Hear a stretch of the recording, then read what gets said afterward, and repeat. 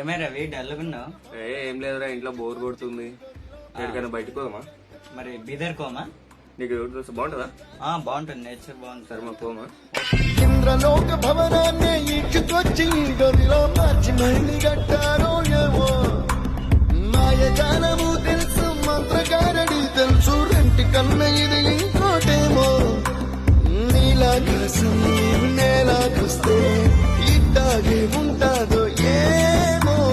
ఈ సంతోషం దాచాలంటే హృదయాలు ఓ వంద కావాలేమో. అంతందంగా ఉంటుందా ఈ లోకం? ఇన్నాళ్ళు ఈ మనసుకి తెలియాలేదే పాపం.